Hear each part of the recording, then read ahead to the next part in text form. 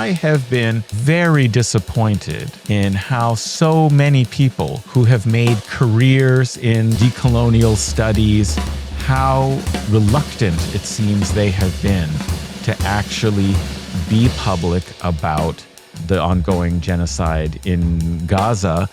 Famous Fanon scholars, for example, who are apologists for Israeli genocide, or at least try and muddy the waters and refuse to be clear that when Fanon is talking about the wretched of the earth, he means people like the Palestinians. Hello and welcome to Protean View. I'm Riyadh, here with my co-host Mohammed Bushra, and we're joined for this episode by Adnan Husain to discuss the current state of academia, the responsibility of scholars during times of crisis, and much more. Adnan is a medievalist at Queen's University in Canada, where he focuses on interreligious encounters among Muslims, Christians, and Jews in Latin Christendom and the Islamic world. He's also the host of the Adnan Husain Show and the Guerrilla History podcast, both of which offer critical commentary on historical, political, religious, and other topics. Before the conversation with Adnan begins, I want to say a quick thank you to our supporters, without whom this episode would not be possible. And if you're new to this show and like what we do, please consider supporting us on Patreon, which you can do for as low as $5 a month. Find us at proteanview.org. You can also subscribe to Muftah Magazine at muftah.org for free to receive our newsletter and updates about the podcast and more. To help us keep the show running, please do follow us on Spotify, Apple Podcasts, YouTube, and wherever else you find your podcasts. Give us a like, rate us, and share this episode widely with your friends. Thanks for listening and for your support. And here now is our conversation with Adnan Husain.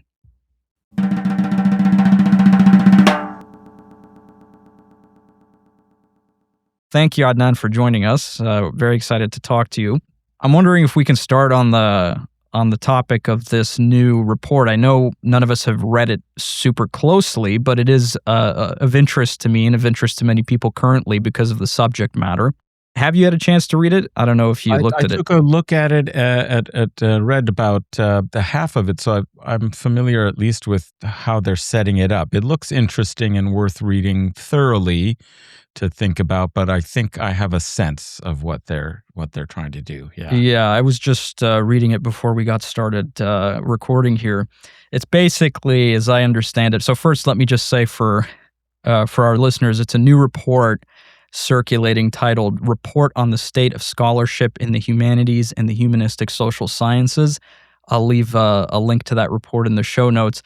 But essentially, it's a report that claims that scholarly standards in the humanities are now deteriorating because too many professors have substituted the pursuit of knowledge and truth with a parochial set of political objectives that are typically associated with the progressive left. So this is not a new insight. We've heard this kind of commentary come up again and again and again, but now it's just being distilled into this, I suppose, distilled, perhaps bloated is the right word, into this 30-page report. And it mentions in particular fields like sociology, philosophy, history, and anthropology. And I'll quote here from the report. The writers say, "We see a widespread deterioration in scholarly standards grounded in a pervasive repudiation of ideals of objectivity, together with a toxic intellectual climate in which reasonable dissent on politically charged topics is routinely suppressed and punished."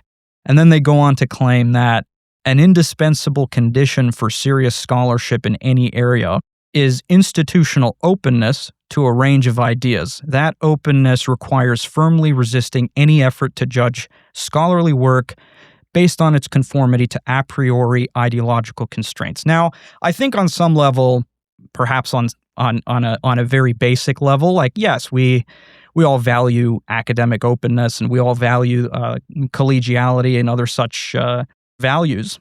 But I find it very curious, and I'd be keen to hear what you have to say, Adnan, but I find it very curious that the report says absolutely nothing about the silencing and the firing of tenured professors for their writing, commentary, and work on Palestine, which is often coming from administrators acting out of political spite or in response to political pressure. And that, in my view, represents a grave and ongoing threat to the very possibility of serious work in the academy. So when reports like this come out and they don't mention that fact, it's very, very hard for me to take them seriously. What do you make of it? Well, I'm so glad you highlighted that, because that was the elephant that was kept out of the room in this report, which was, I think, commissioned in sometime in late 2025, and is clearly some kind of a response to political pressure that was placed upon scholars for their advocacy for Palestinian human rights, for their critique of Zionism as an ideology, historically, materially, politically, and for any criticism of Israel that might be made in the classroom or in support of students seeking divestment or sanctions and acknowledgement of violations of international law, crimes against humanity, and genocide, right? So this is the context in which such a report is being commissioned. And to portray this as really a matter of a larger crisis of confidence in these disciplines. I mean, I don't know how much the general public even thinks about, humanities and social science scholarship in the university. They may be concerned a little bit about curriculum and teaching and so forth, because that's how they experience it through the children that they may be supporting and sending to the university who are studying these fields. But this report was designed around an assessment and an evaluation of scholarship in these fields. And it has basically taken a very narrow purview that actually assumes and incorporates this wholesale right-wing attack upon the university that really seldom has anything to do really with scholarship. It has to do with teaching and the fact that clearly a whole generation of students who have taken classes and courses and become capable of understanding the dynamics of what settler colonialism is, for example, and of decolonizing approaches, an awareness and understanding of world history and the terrible depredations of colonialism on, the global South and so on, is that students have clearly learned something within the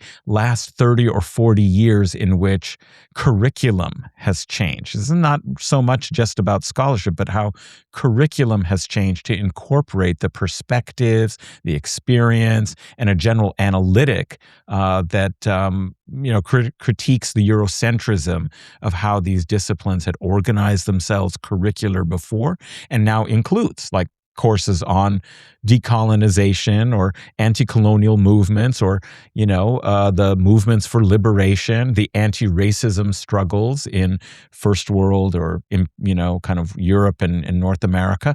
So the curriculum has changed ever since the 1960s, when those demands were made, and student radicalization against the Vietnam War and for many other things finally gave birth to, changes in the 1980s and 90s in curriculum for it to be more inclusive, more representative of what actually happened in the world, the idea that other parts of the world made contributions to culture, and the right-wing thought and characterized this as a lost institution to them. And they have been working affirmatively and concertedly for a generation or two to try and reverse that. And so this is just coming on top of that. And the only reason why this has been precipitated now, is, as you say, because of Palestine, and because there is a generation of students who see this as the cause of this age and the cause of this time. The fact that the report doesn't even mention this, I think, really undermines the credibility of any of their conclusions. Why not have a section that acknowledged, that this is a reality, and that, some of the political interference that has come, they alluded to it in a kind of general sort of way, saying that there has now been right-wing pressures that have the force of government behind it. But explain. You're specific about other problems, but not specific about the fact that this has principally been on behalf of suppressing Palestine. I mean, it's not only about that because there is this broader effort, but they could have also put, examples. They included one example about Texas A&M. And look at the example that they chose is like, oh, professors should not, teach Plato because Texas higher education was concerned about, that we can say, oh, a sacred cow like Plato that even the right wing thinks typically is, but they don't read and understand actually, their own sources, but they have this image in their mind that the great classics of Western civilization are really the only things students in the humanities should be studying. In this case, they use this example because it undermines, the right wing on one of their sources and authors that is most beloved. But it doesn't mention what's going on in Florida, where curricula are routinely monitored, and they have to go through an extensive approval process, which is causing a lot of colleagues I know have complained that there is a serious censorship happening in Florida. So I feel like this report, while some of its conclusions are balanced and serious, the fact that they have clearly and consciously avoided acknowledging what is happening in the political context surrounding scholarship and the pressure on universities and the way in which donors, the neoliberalization of the academy, this is the other big thing that is not mentioned at all, seriously in this report, is that the turning of the university into something like a quasi-corporate entity, cost-cutting, the dependence upon external donors with the decline of public funding, and many other things like this, is the reality that is patterning the pressures on the humanities and the social sciences.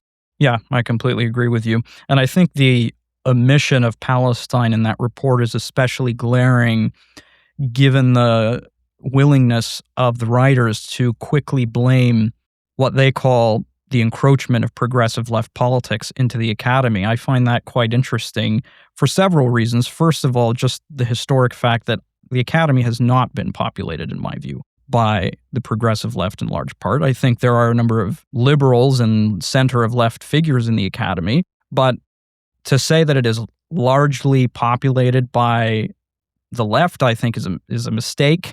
And I also think it's an error not to recognize the fact that the academy is and remains, in my view, a largely conservative enterprise. Agree completely, and I think you're absolutely right, especially if you look at many disciplines in the social sciences, for example. They have historic roots with collaborating with conservative or statist institutions in ways that are really quite concerning. They have a long history. And we saw this during the global war on terror, that there were clear participation and use of clinical psychologists, psychiatrists, etc., for so-called enhanced interrogation methods. And we could say, forms of torture. We've seen anthropologists that have a long history of collaboration in the past with colonial governments, but later with, intelligence agencies and so on. Economists, will you find a Marxist or, even these days, a Keynesian economist, in most departments of economics? I mean, these are people who, really accept so many of the presumptions of not only capitalism, but the neoliberal kind of capitalism, and the Chicago school and so on has come to dominate. So when there's this kind of idea that the progressive left is exercising undue, influence because it's populated by all these radicals from the left in academia, this is a real exaggeration. And of course, all of the natural sciences, you couldn't say, that this was anything more than potentially liberal in some respect, but many of them are conservatives. And there are certain areas within politics and political science and political theory and certainly policy. Like if you go to the Kennedy School of Government in Harvard, you're going to find quite a lot of right-wingers, Republicans, often practitioners, who come directly from serving in administrations that enforced kind of radical right-wing policy proposals or were involved in neocon wars and propagandizing for violating international law and so on. So, the idea that this is some huge problem that the academy is dominated by left progressives is really doesn't match reality. But there is this public perception that I think has been promoted for several generations and now is a sort of compelling and fixed image that they can make appeals to. So I think you're absolutely correct that this is a presumption that should, in fact, actually be countered with actual documentable, facts and assessment of the composition. And I'll just say from my own, personally, I'm somebody who has been involved in BDS campaigns on my campus and involved in my labor union and encouraging it also to have a better ethical position on war and war industries and support for entities that are involved in violating international law and so forth. I can tell you that there are very few actual colleagues who are very seriously on what we would call the far left. I mean, they're not. They're liberals, well-meaning people, but they are by no means. I mean, it's very difficult, in fact, actually, to organize for what we would think of as political positions like this in the academy. The predisposition of people is cautious liberalism on social questions, not on political, economic, or geopolitical questions. 100%. I think it's a useful fiction and one that's been largely propagated by the right. I often say to colleagues or really anybody who makes this point that the academy is populated by the left. Well, if that's the case, why is it often very difficult for tenured professors or anybody in the academy to seriously pursue any type of activism, let alone writing about Palestine? I mean, I can tell you, having led my SJP when I was an undergraduate at GW, it was not easy. You would think, given the narrative online, that if the academy and if a place like GW was just largely populated by left-wing academics, pro-Palestine left-wing academics, or whatever it may be, that this would just be a walk in the park for us. But of course it wasn't. Speaking of GW and anchoring the discussion in reality, have you heard of the scandal many years ago regarding the program on extremism? I don't know the details, so maybe you can fill me in, though I can kind of guess what it might be about. Yeah. So GW has, George Washington University in DC has a center. One of its kind of most prestigious and well-funded centers is called the Program on Extremism. And its director, Lorenzo Vidino, I think, he was paid by an organization called ALP Services, which is based in Geneva. It's a private intelligence firm that has links to the United Arab Emirates. And he was paid by that intelligence firm to provide leads, as it were, leads and information about the Muslim Brotherhood. So there was I can't remember the full details, but there were like 1,000 individuals and over 400 or 500 organizations that were then falsely labeled by him as part of this effort as being Muslim Brotherhood members or sympathizers, and this was all done on behalf of a foreign government, on behalf of the UAE. This was then revealed in a report. It became a massive scandal, and I think Farid Hafez, if you know him, he got implicated in this. Let me see if I remember. I think it was him. He sued GW and Vidino for whatever it was, $5-10 million because of how he got swept up in that miasma. Yeah, he's a colleague, and a fellow board member of the International Islamophobia Studies and Research Association. So I have followed I didn't realize it was related to this GW entity. I'd only heard about him having, a suit against, I think, this Alp outfit and the way his image has been traduced. And of course, he's somebody who has suffered as a result of being labeled as some kind of apologist, for prescribed organizations, or because of his scholarship, teaching, activism, public profile, calling out racism and Islamophobia, anti-immigrant sentiments, and so forth in Europe, who has suffered persecution actually and consequences. So I was aware of that. But what it shows, it's so interesting, is the way in which the academy. So like this gets to both the neoliberal and the political right having its tentacles into the academic world, and the way in which it washes political program in the image of scholarship through these kind of public policy oriented research institutes and so forth, that get a lot of funding, and both outside funding, as you're mentioning, but sometimes government, domestic government funding, as well as external funding. And it is part of what colleague Gabriel Rockhill, who wrote a valuable study on Western Marxism, but his point was essentially that a lot of the critical theorists in the Frankfurt School and others worked with government institutions, including the CIA, and that there is a kind of network of the big funding foundations, the deep state kind of,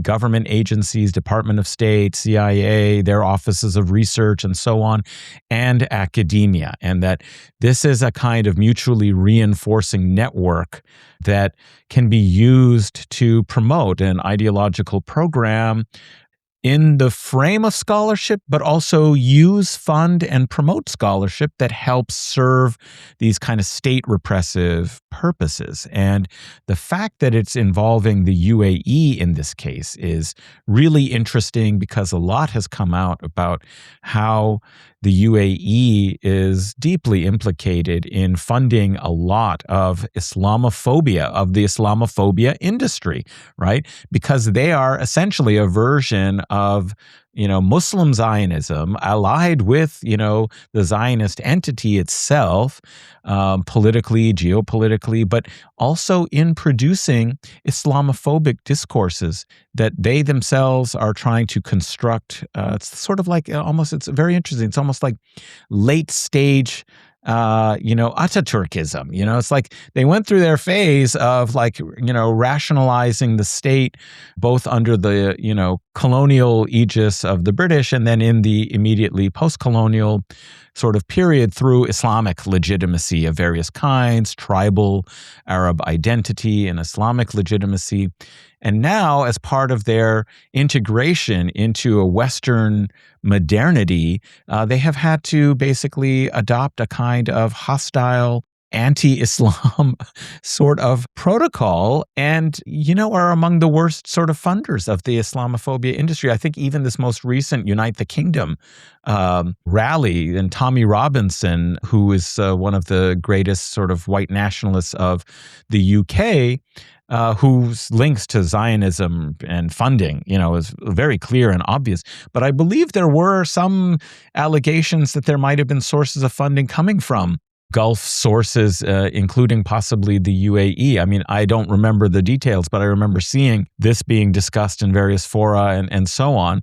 And it just shows that there is a kind of global Islamophobia industry, and that it includes, in some cases, people who would be nominally considered Muslims, and their wealth can be leveraged and has been leveraged inside even the academy, because with the defunding of humanities and social sciences and the neoliberalization of the academy, programs have to chase funding outside from, and they have to respond. So this idea of this is bemoaning the fact that scholarship is no longer in this kind of preserved, objective ivory tower, following curiosity and applying rigorous standards without being connected to the, fortunes, the differing and swaying fortunes of political fads and all of that.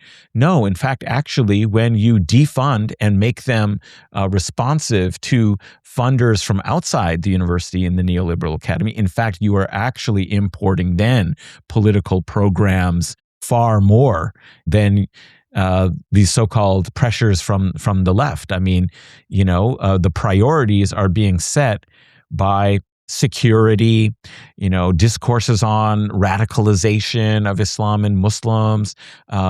These are the kinds of things that get a lot of funding, as we were mentioning, and the agenda for the so-called scholarship that's undertaken is clearly related to the surveillance, monitoring, and repressing of Muslims. I mean, that is Islamophobia is a major political agenda of the entire West. And in fact, I don't think you can understand politics in the West, in the contemporary world, without understanding Islamophobia. And this is what we're seeing, is that its tentacles reach right into the academy through, funding from outside sources for these kinds of priorities. So Adnan, in the context of all of this that we've been discussing, kind of the neoliberalization of the academy, as well as the ongoing context of genocide, the question that poses itself is, what is the function of academia today, both in terms of scholarship and in terms of teaching or education? Where does it stand? One of the wonderful things about academia is supposedly you have academic freedom and you can pursue your own research interests and agenda. So I wouldn't want to say it is an obligation that, people should stop researching and, writing about, food studies, or and that they should really, focus themselves on matters at hand. But I personally find that while I'm a medievalist, okay, so I should have absolutely no standing in any of these discussions and conversations, because in some ways I even retreated to the medieval as a way to escape, having to deal with all of this kind of tendentious politics. And I thought, I'll go study Muslim, Christian, Jewish interactions in the medieval Mediterranean. Maybe I'll, teach courses about Al-Andalus. I'll talk about tasawwuf and the interreligious nature of the, pursuit of the divine, and, all these wonderful things that we all should, understand and appreciate and so forth. And that gave me a lot of fulfillment. But of course, after 9/11, when it seemed like Samuel Huntington's thesis about the clash of civilizations was not a description of the world, but a prescription for the global war on terror, it became obviously very important to connect the way in which religion, religious identities, the interactions of different faiths historically might have something to say about contemporary relations, at least to counter some of the stereotypes and the assumptions. So I've felt for the last few decades that it is very important that scholarship be serious, be rigorous, but that it also have in mind how it might contribute to contemporary understanding, and, not necessarily only like in a narrow way advocacy, but at least providing alternate narratives from the very bigoted and easy and lazy narratives that get so much circulation in popular media and popular intellectual culture and so on, that are, of course, contributing very much to the demonization of Muslims, their isolation as minorities in societies across the West, as well as wars on Muslims in Muslim lands globally. So I feel like this problem of the genocide in Gaza is only the most recent and the most grievous and obvious case where we have to direct ourselves to being relevant, even if in all of our scholarship we don't take up this topic. Our expertise, our knowledge of context means that there is a public-facing role that we can and should play, at least in public education and those sorts of discussions, and likewise, of course, in teaching. Students want something that is related to relevance. I mean, I often have to try and explain to them, hey, studying the medieval Islamic world is not going to lead to you having the answers to know about what is the caliphate when it's like, the declaration of ISIS, etc. I don't want them to make simplistic transhistorical connections.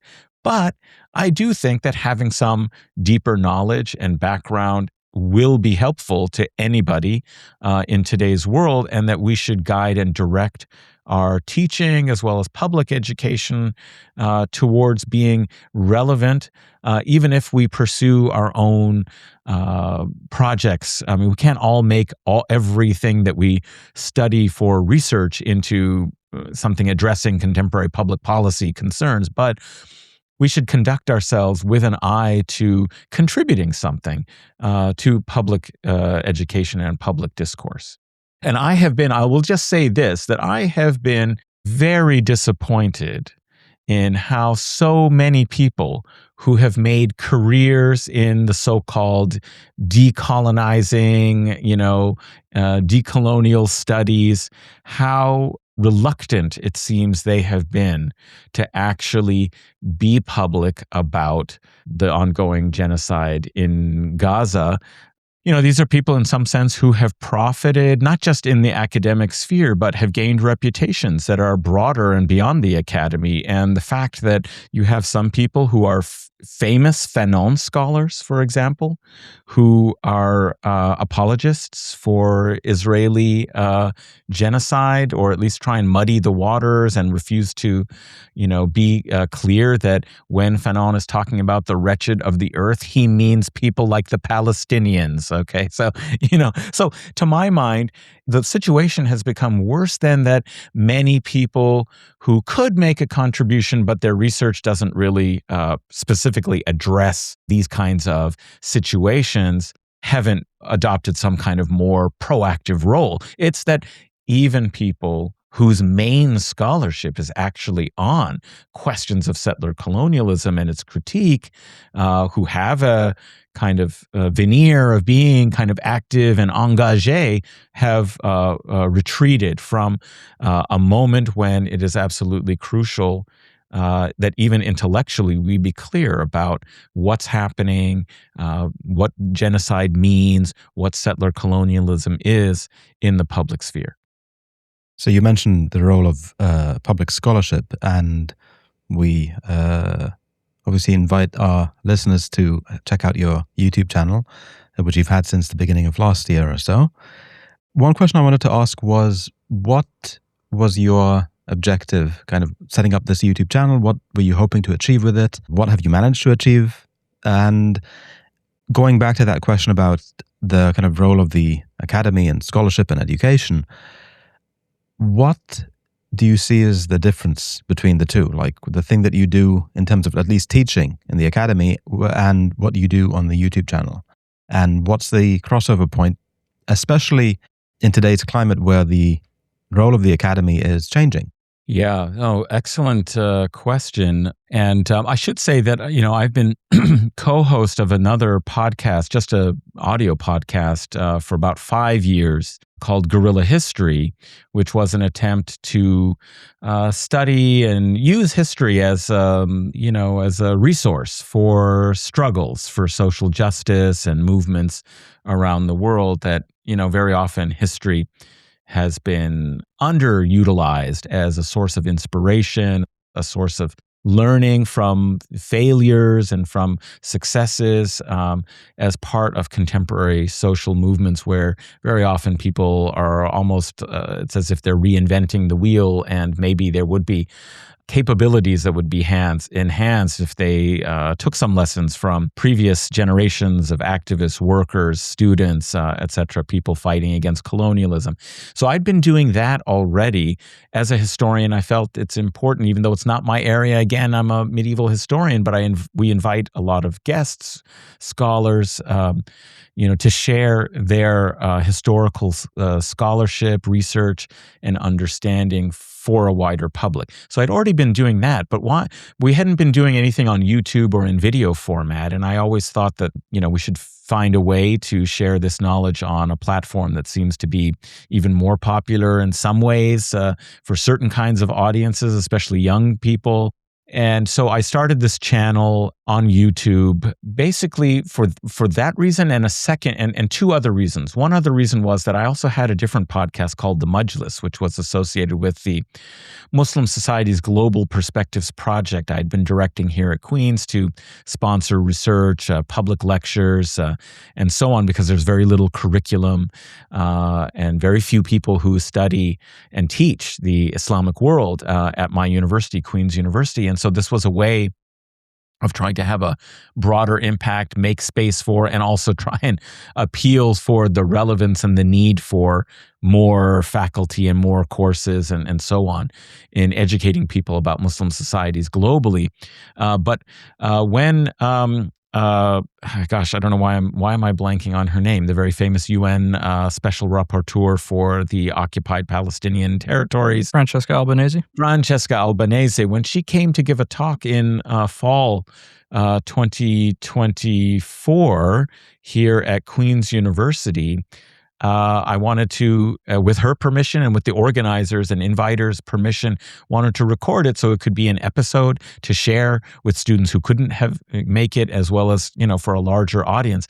My university administration prevented me from recording. They said, if you record, this lecture is canceled. So of course I didn't want to prevent the 100 or so people who were able to make it on a Friday morning at 10 a.m., not the best time typically, and in a smaller room. There were many people who were turned away. I didn't want to deny that 100 or so, people in the audience and derail this. So I didn't, but I decided at that point that I had to take, any of these attempts at public education out of the academy, as it were, out of official connection or sponsorship at the university, and to do them, on my own, with my own resources and my own, energies and time.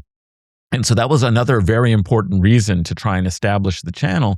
And then the third reason I would say is that I also wanted some space to talk a little bit more than I felt was appropriate for the audience and for the kind of approach of the Guerrilla History podcast about Islam, about religion, about, what's happening in the contemporary Middle East, not always from a historical, obviously I'll always bring a historical and historicist perspective, but sometimes about contemporary events, and also to have people appreciate and understand the meaningfulness of Islam to this moment of anti-colonial resistance, because I feel like there is a real problem, both in the academy and on the secular organized left, particularly in the West, and in the westernized left in the Middle East Islamic world, is that their vision and understanding of liberation, of struggles against imperialism and colonialism have been framed so narrowly within a kind of secularist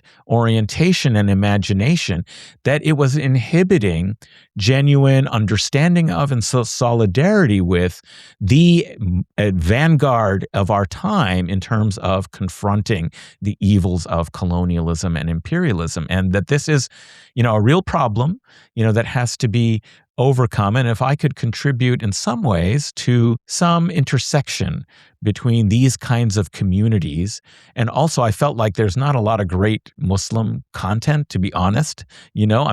This is a great podcast that you have. There's The Thinking Muslim, which is pretty decent, has some very good guests, but a lot of what's available for the Muslim community and Muslim audiences in English on YouTube are, I don't know, Taqwa bros, and they're just or like people who really only frame things in a very kind of traditional version, but not always a very advanced and well-developed version of Islamic scholarship. And so I thought if there's some way I could also produce some content for Muslims that got them to appreciate their history and their religion from different vantage points, that might be a contribution. I don't know if we've accomplished any of those things. There is a small community of people who loyally come, to the live streams that I do, some of the panel programs that I do, but I'm especially proud of two things. One is the Names of God series that I have started, which is about, with a colleague and friend of mine, Mark Applebaum, who's a phenomenological psychologist.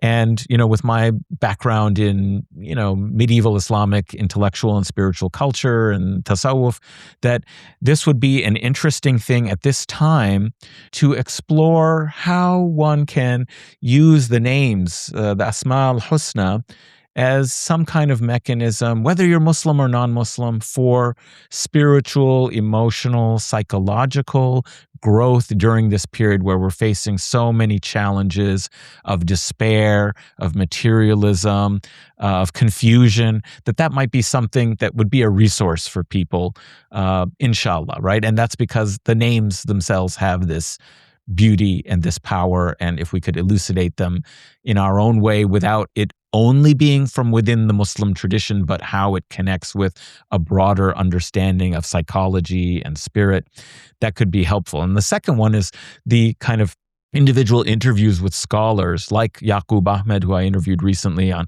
his recent book, Why History Matters, and others like this, about Mujamma Harakat, a great scholar who's doing a lot of translations and studies of the Islamic resistance and their intellectual kind of contributions and writings and so forth, that those are actually genuinely, I think, serious resources that cross the boundary between public education and genuine scholarship, because we're talking with people about very substantive research that they have done and trying to make it accessible to a broader audience. And in this era where there is a crisis of the humanities, and supposedly we have this big problem of lack of confidence and support from the public, I think it's important to share resources of research in a public forum to say the work that scholars do is meaningful, it's important, it's interesting, and for many people, it's much more interesting to listen to an hour-long account of what happened, for example, at the peace conference and the constitutional conference in Damascus, with Rashid Ridda, to talk to Elizabeth Thompson about her book, How the West Stole Democracy from the Arabs, and give them a kind of a different perspective. That's important to do. That's a public mission, that can show what real scholarship can do to change your vision and understanding of both the past and the present. Can I just piggyback off your question, Mohammed? I have something in mind here before I forget. So I'm curious to know if you agree with recent critiques of the standard view, I think, that a number of leftists in the academy have held, that the role of the academic or the role of the intellectual is primarily to tell the truth and to expose lies. So this, of course, comes from Noam Chomsky's famous article on the role of intellectuals, but others have written in a similar vein. More recently, however, you have academics and journalists like Daniel Besner who have argued we seem to have hit a wall in this particular respect, and it's not necessarily evident that this is the most important role of the intellectual. But the other thing is, where does that necessarily take us if in the highly interconnected world in which we live and with the access that social media gives us, many of us already know what the truth is. Perhaps 30, 40 years ago with an establishment media that didn't provide the opportunities that we have today for broader access to information, that Chomskyan imperative perhaps had a greater weight to it. But as Besner and others have pointed out, we all kind of know what the truth is today when it comes to the genocide in Gaza. There's no confusion here about what's going on and that it's going on. We're just in a power struggle between those who know what's going on but want to continue to abet it, and those who know what's going on and want to prevent it from continuing to happen. So there is this other sense in which perhaps the role of the intellectual is to, and especially intellectuals that may consider themselves to be on the left or Muslim, who are thinking about how do we resist these pressures? How do we resist these power centers? Perhaps another role that we have to carry is to theorize about how to build institutions and build power that can in fact respond to these pressures. Just curious to know what you think of this.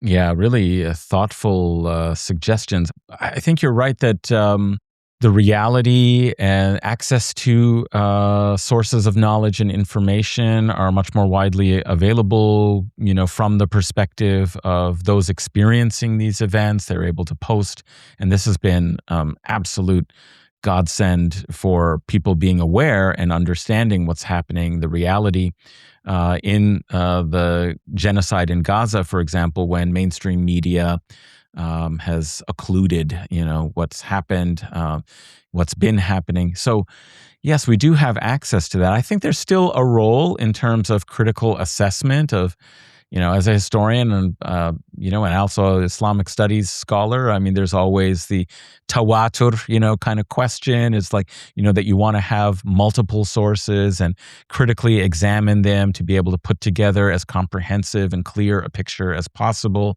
and to acknowledge that, the phenomenological perspective, just to get back to that kind of point of how people experience things is going to come through very clearly on social media. But there are, there's always still value to taking a step back to apply critical analysis and faculties before we, make conclusions or decide to take action.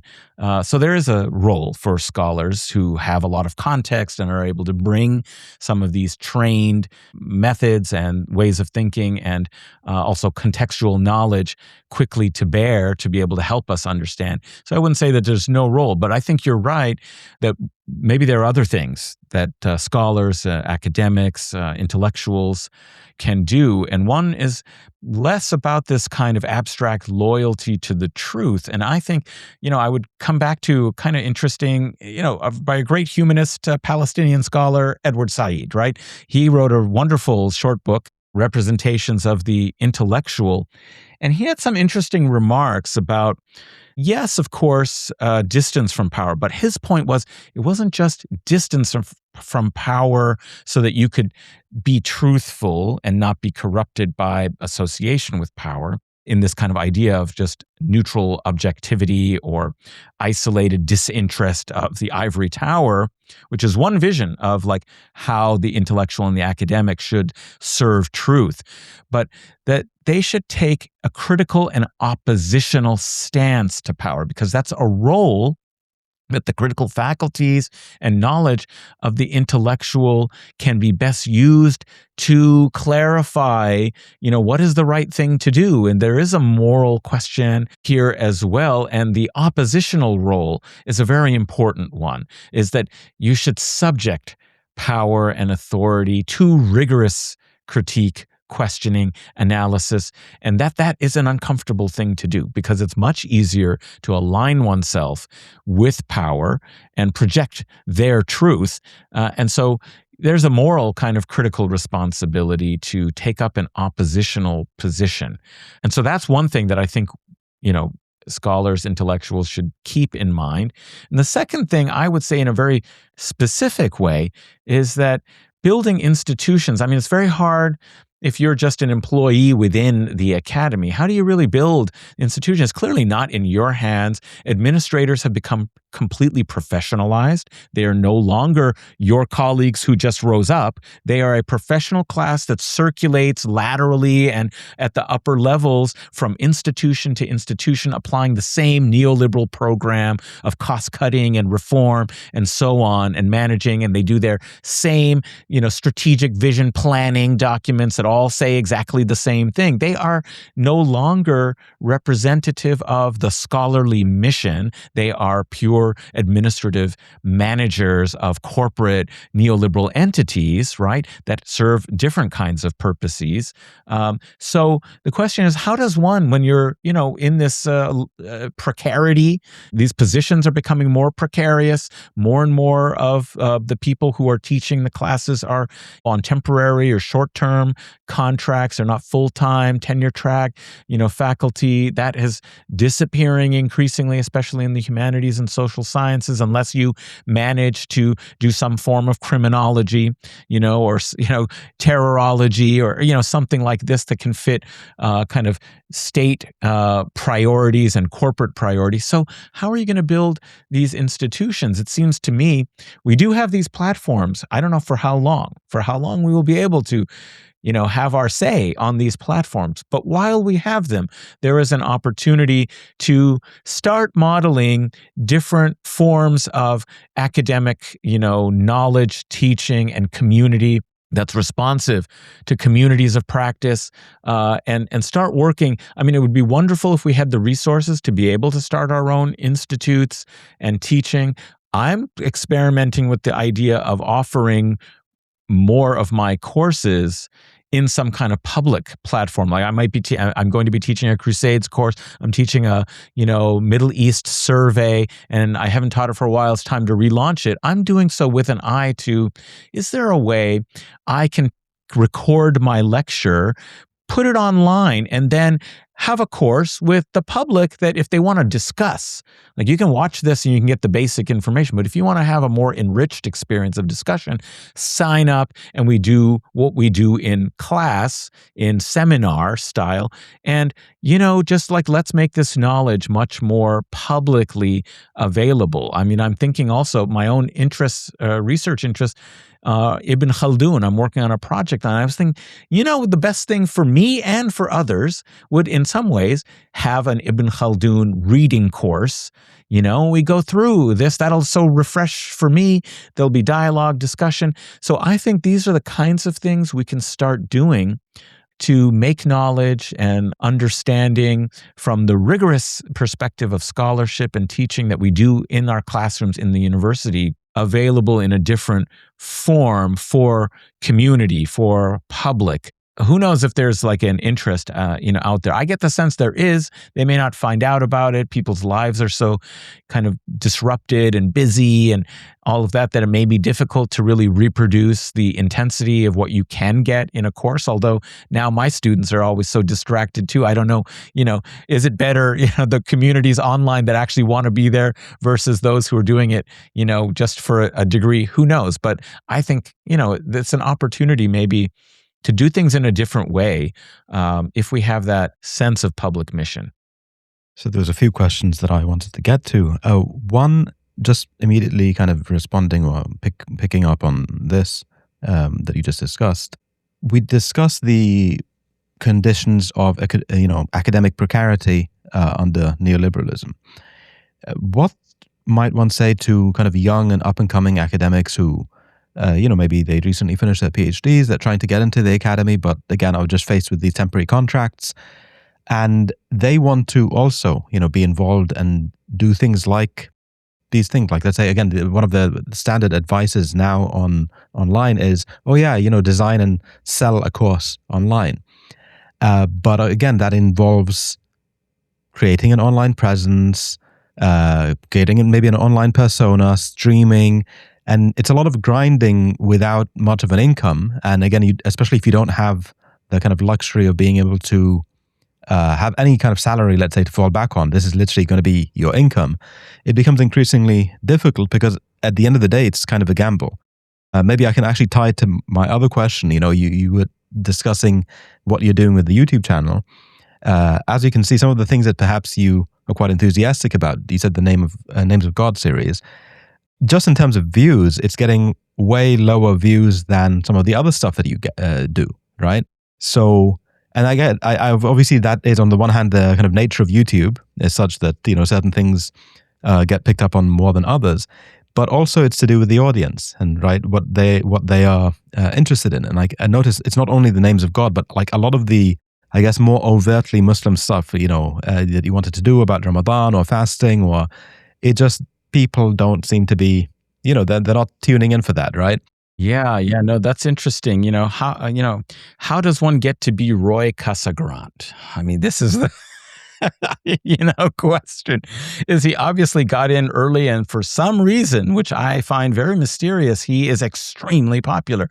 But if you put out what I would regard a little more sophisticated and maybe more serious and rigorous kind of material on some of these things, yeah, sometimes the views are quite low. And I am most proud in some ways of the names of God, because that speaks to my, heart, like it's something I want to do. It's for my akhirah, and I don't care if like that many people, if there's some quality engagement and some good comments, then I'm very happy about it. But you're right, in the kind of like mechanics and economics of online content creation, as it were, that stuff, at least in my experience, or at least for the audience that I already had maybe developed with this kind of left history orientation, is very difficult to break into. Like, I'm wondering, like, do I have to like put on a topi and grow my beard a little longer and say, Allahi, and pepper things with a little bit more, like for it to be for at least a Muslim audience that is out there and that is actually, like if you look at things like the Yaqeen Institute put out, much of which is quite quality. I have other problems with their recent like Sunni Shia sort of thing, real problems with that. But it gets much more, because it speaks to and is in a key and a frame and a style that speaks to the audience, that gives them comfort that, yeah, this is authentic Islamic knowledge. Whereas, and I have some sympathy. Why should they listen to a university professor in the Western Academy, right? Like, in a way, actually go talk to the, imam when it comes to, and a real, a properly trained Islamic scholar, because these are different projects in some ways, right? What you have to do to be successful in the academy versus what you have to do to be an authoritative, alim is, very different, actually, in point of fact. But so that is, I think, a real problem, that it's not really possible to just do content creation and expect, unless you want to do things that really pander and you study how the algorithm works, and but that's not scholarship, and that's not a very serious. There may be a role for it. You get your Hassan Pikers doing, jousting and debates, and so there is a kind of level of discourse at which it might serve some purpose and utility politically, popularly, but for serious, more scholarly, trained and interested people, it's anathema. My producer, for example, it keeps telling me, "Oh, you need to do something where you take on the Taqwa bros. You got to destroy such a position on muta, or whatever. It's like, get in the mix, is what he is telling me." And I said, that's just not what I'm interested in getting into this for. It's for real education, not to like garner views. So the economics of this whole model are a real, problem. So I would say there isn't a great solution to how to keep doing intellectual work in the absence of the serious institution that in the past historically has supported research, scholarship, and serious teaching. Outside of the university system, it's very, the situation is quite dismal, and I don't think that the online thing is itself a solution. It could be part of maybe a mix of things that one does, like if one is able to write popularly, if one is able to kind of do other kinds of work, as well as supplement that by investing over time in an online kind of education project. It could be possible, but yeah, I think you put your finger on, what is a serious conundrum. I'm able to do this as an adjunct to the fact that I don't depend on garnering enough views and enough support to even cover the costs. Like, it has not covered the costs. Like, up to this point, it's been, a loss, but I do with all the platform fees. And, I'm also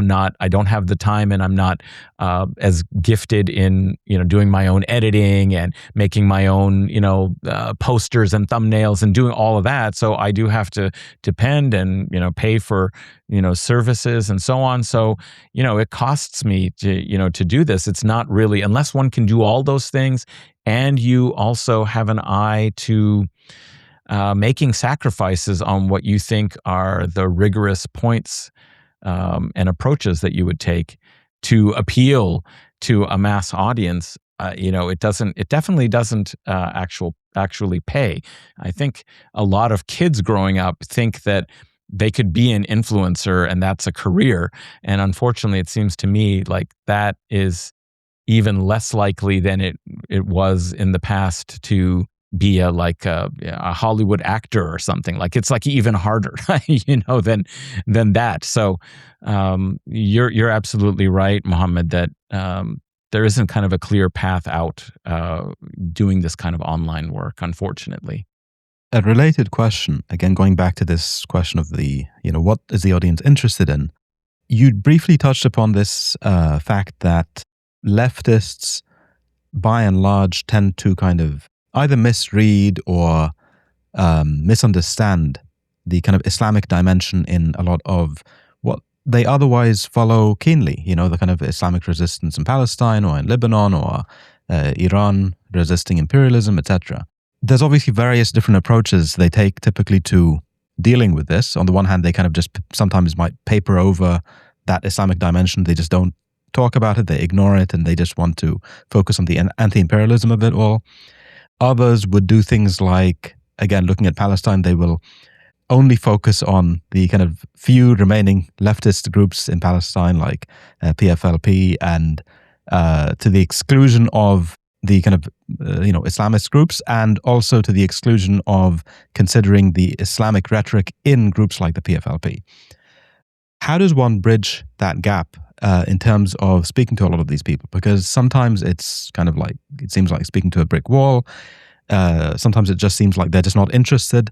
But what does one actually, there's a kind of combined admiration mixed with maybe a sort of envy because the left has not achieved recently as much as a lot of these Islamist groups have done, but then at the same time not wanting to attribute any of that to their Islam.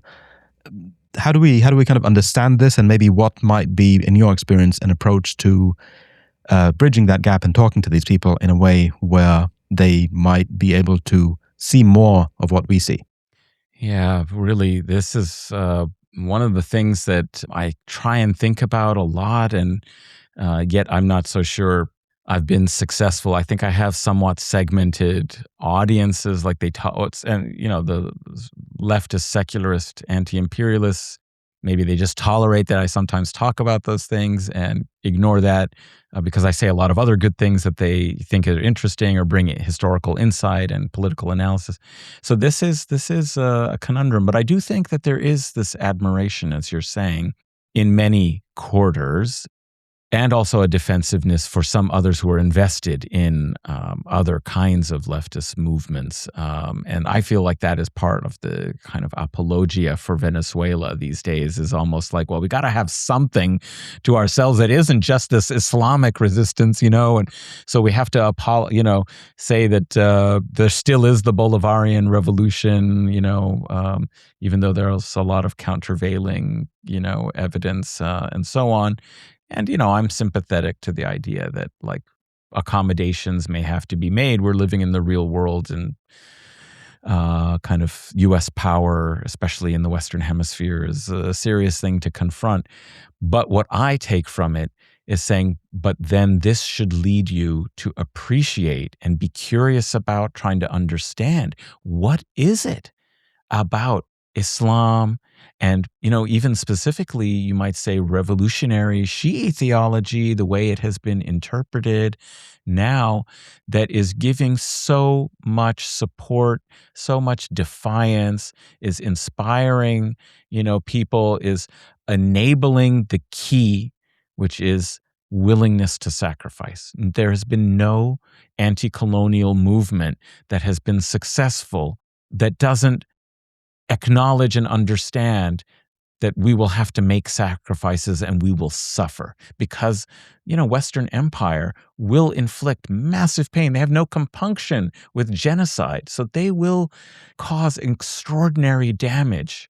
And you have to believe that your sacrifices are meaningful for something higher than oneself, one's individual. This is the problem with, it seems, even the Western left, as much as it may take a social approach, a structural approach, and understanding we are all subjects formed in capitalist Western society that aggrandizes the individual above all. And it's extremely difficult to think about political questions, about, a future that involves individuals having to make enormous, sacrifices and even risk extinction of oneself, right? This is very difficult, but that is clearly the key to the dynamic that we see at work. And it's not that people are embracing kind of casually, their martyrdom. That's not anything we see. If anything, we've seen in the history of the Gaza genocide that the Islamic resistance has been quite kind of careful to make sure that, there's a price that they raise the cost for every fighter, like that the cost is high for their sacrifice, right? So it's not like, Muslims are fatalistic and they embrace, kind of death, No, it's because they love life, but they don't think they are better than others. It's the anti-supremacist logic that is so important and so hard, it seems to me, for even the secular Western left, even though it's left and even the Marxists, very difficult in this age after defeat to be able to see. But I think it's something very important and it's very relevant. And this is something that, is being taught to the world with a shining example of courage, of bravery, of social solidarity.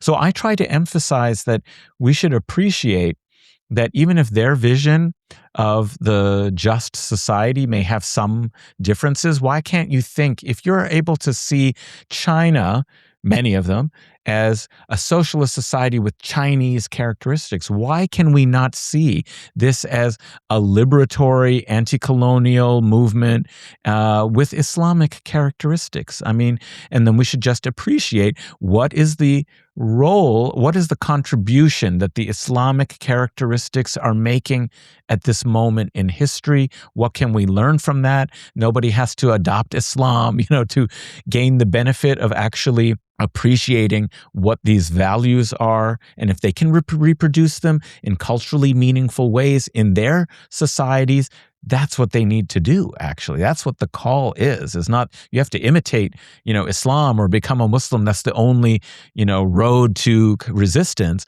But it is like, well, what do you have in your society, in your culture? As one person put it, I thought it was really good. And, maybe a bit of an exaggeration because not every society, not every country does have, but they said every country has its Strait of Hormuz. You have to find it and you have to use it. Now, the Strait of Hormuz is a pretty good one to have. When it comes to leverage over the world economy, pretty great. Now, not everybody's going to have that, but clearly the point is that you have things in your society, in your position, that you could use to leverage to have a better world and to advocate. You need to look and learn how to do that and be inspired by those who are finding a way to do it. So that's kind of how I would try and make the transition, is not to theologize, though I think you should know and understand the way in which this theology and its spirituality is communicating and giving strength. It's not just a secular kind of cultural value of sumud. It's the fact that they have faith, right? And we need to appreciate that. And if you're a secular person, well, then find something that does for you what faith is doing for them. And if you can't, then maybe consider faith, because you've got to find something right now. This is what's the world needs, more people to join the project of human emancipation and liberation at this moment. There's an online account by the name Abu Irfan Parsi. I don't know if you follow him. A little bit sectarian in some things, but he does some good research on kind of Salafi jihadism in the 80s and the kind of early stages.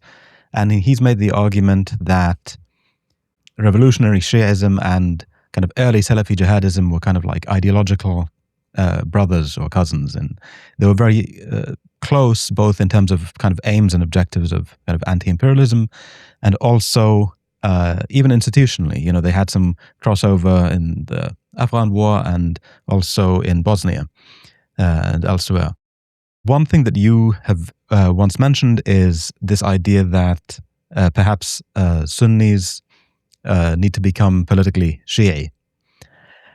So perhaps if you could maybe elaborate a little bit on that in light of kind of this idea that genealogically maybe Sunnis already did have a bit of that, but it's just that I think Sunnis have experienced a lot more repression kind of in the absence of a state that has supported this aim. You know, most of these people have either been killed or captured or ended up in prisons, and there was no scope for it to really develop and take its own trajectory. Of course, it's also fragmented and fractured, where we can see Syria taking a kind of very neoliberal direction despite coming from a kind of similar route. What exactly do you mean by this idea, knowing that this kind of revolutionary Shi'ism has also manifested in some kind of very troubling groups, let's say in, you know, the Hashd in Iraq, or some of the Shiite groups intervening in Syria, often along very sectarian lines. So it's not a clean picture, but again, maybe you could perhaps elaborate on what you meant by that.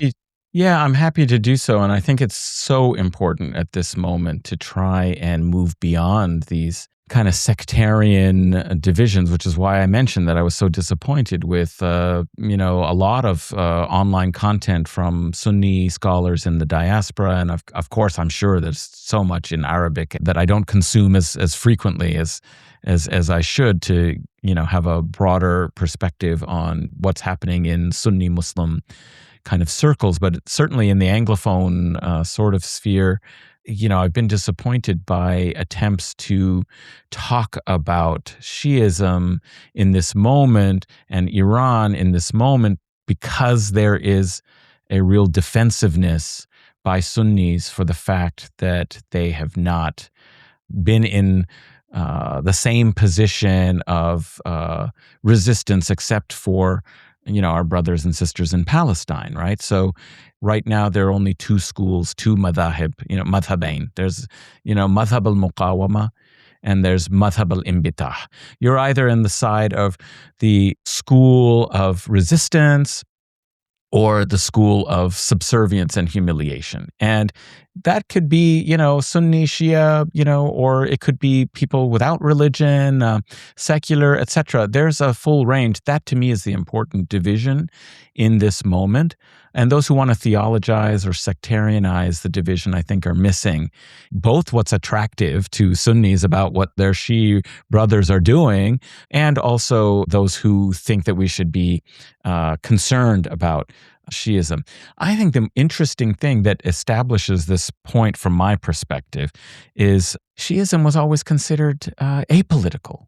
It was like a retreat from, we forestall with the intizar for the Mahdi any political engagement now. And so very often it was a kind of cliche of Islamic studies that, Shias were not politically engaged or active. They were depoliticized by their theology because they were waiting for the imam. And this is how they dealt with the historic defeats of attempts, risings, of the past.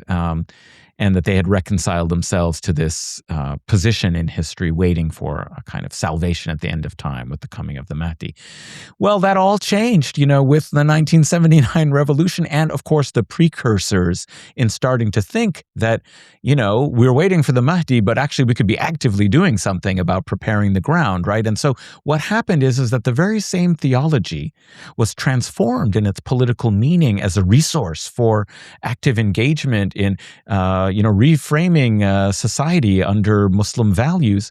And so likewise, I wouldn't say this time, if we just took this moment and said, oh, Sunnism is kind of bankrupt and has no, kind of resource. This is a period or a moment that has everything to do with the fact that there are no sovereign Muslim nations, really practically, in the West Asian context, other than Iran regionally, that are in a position to directly confront the Zionist entity or U.S. empire. That's the problem that we have, is that those revolts that you were alluding to that may have had similar sorts of sources and affiliations and so on, is that those were crushed. And, we have in place captured vassal regimes, whether it's, corrupt regimes of the Gulf or, these kind of military dictatorships like Egypt, et cetera. And so, that's really, it seems to me, the fundamental problem, is that the aspirations of Sunnis for political engagement, what we think of as the classic form of Islamism,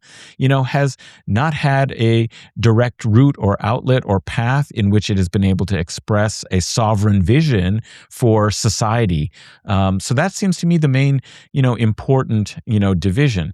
So when we hear about, okay, well, there were sort of Shia militias in Iraq, but that is for that historical situation when sectarianism was actually inflamed by the U.S. invasion of Iraq. They sectarianized the politics. That was the way in which political power was being, either by ethnic, Kurd versus Arab, or, sectarian. And so that created and contributed to sectarianization, and that had devastating and unfortunate consequences. Same in other places.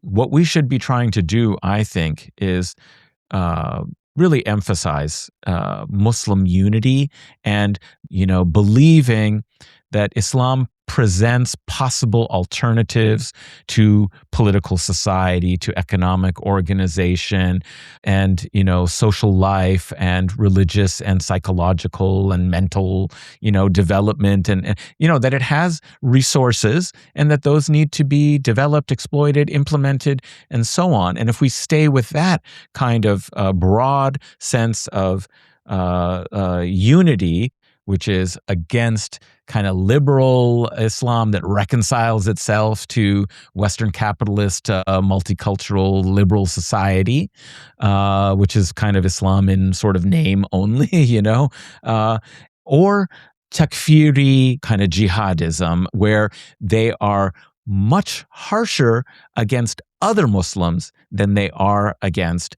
non-Muslims, either the U.S. or, the Zionist entity. So that's why that regime in Syria is allowed to be there, is because they will only reproduce a neoliberal regime.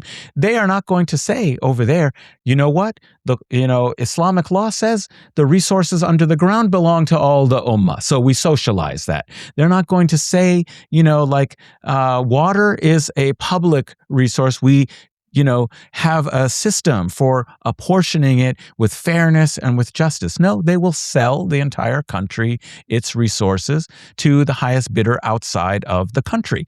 That's because they are a corrupt version of Islamism, and they have fired not even a single bullet in the direction of those who are occupying their land. And they will slaughter Christians, they will oppress the Druze, they will fight the Shia, and they will do nothing, not even one thing, against the true enemies of the ummah as a whole. That is the problem that we have.